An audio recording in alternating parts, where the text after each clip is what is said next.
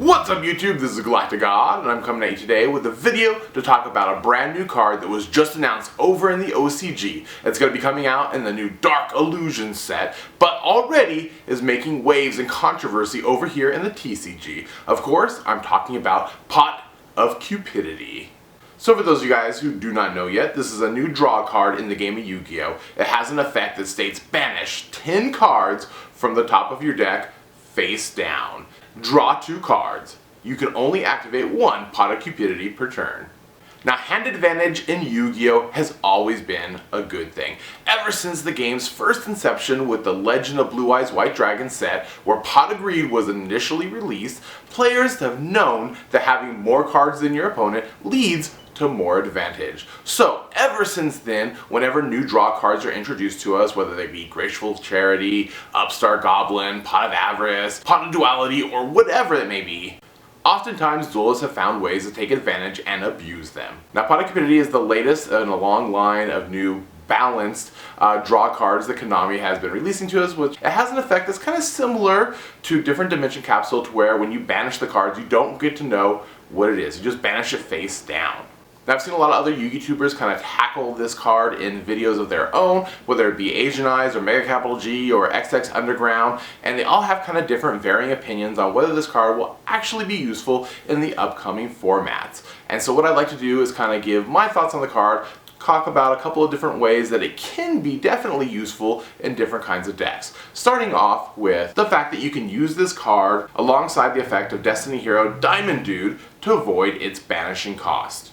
Duelists have been using different draw cards with Diamitude ever since the card was really initially released to us here in the TCG as a way of getting around paying those costs, whether it be trade-in or Destiny Draw or whatever. As long as you can reveal it with Diamond Dude, you don't have to pay the cost to activate it, you just get the effect on your following turn.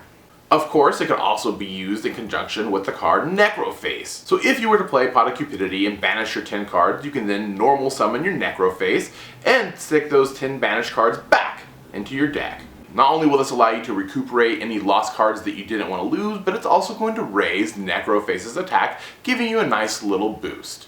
Activating Soul Absorption and then playing your Pot of Cupidity will instantly give you a 5,000 point increase to your life points. Also, after playing Pot of Cupidity, you could play a card maybe like Primal Seed to recover 2 of your banished cards. Now, unfortunately, you won't know what 2 cards you are getting since they are face down, but still another instant +1. Finally, the last card that a lot of people are talking about in conjunction with Pot of Cupidity is Green Maju Daiza. Basically, that will instantly turn this card into a 4,000 attack beater.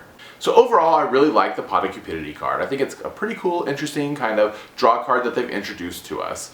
Now, like many others, I think that it's a little more situational. You don't really want to play it in just about every kind of deck, as it can probably disrupt the flow of your deck and what you're trying to accomplish with it by banishing 10 cards. I think Kasami from the Underground kind of said it best when he said that if they only banish maybe 5 cards or something like that, then it might be a little bit more splashable in just about every archetype. But as it stands now, I think you really have to be playing a deck that can utilize the fact that you're losing 10 cards from the top being banished face down, not knowing what they are, and I just don't think that there are too many decks that can really utilize that aspect of the cost of the card. Anyhow, down in the comments section below, remember, let me know what you guys think of this new card. Are you going to be playing it in your decks once it comes out here in the TCG, or do you think it's not really all that good? And I guess that's it for now. This is GalacticGod, out.